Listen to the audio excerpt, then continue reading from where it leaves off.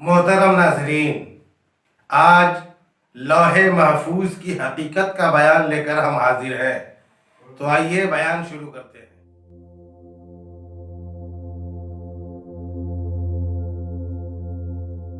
میرے دوستو، لوح محفوظ سفید موتی کا ہے۔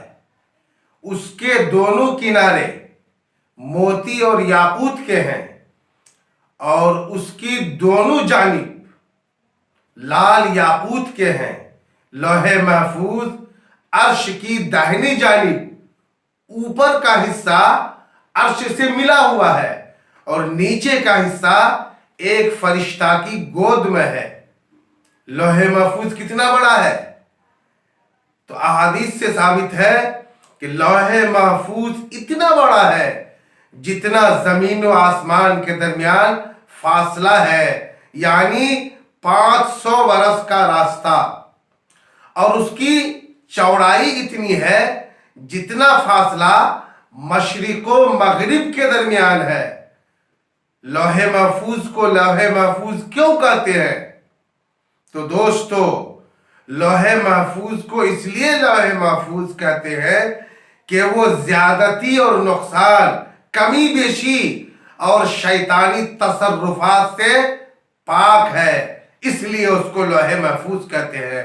اس میں ساری مخلوقات کا حال، ہر چیز کی تفصیل، ہر چھوٹی بڑی چیزیں لکھی ہوئی ہے،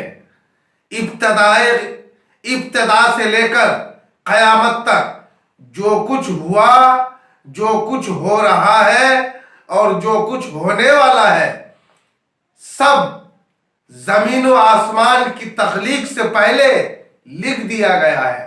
لوح محفوظ کا علم خدا کو ہے اور خدا کے سوا، خدا کے بتائے سے ہمارے نبی کریم اور دیگر انبیاء کرام اور ملائکہ مقربین علیہم السلام کو اور اولیاء کرام کو بھی حاصل ہے۔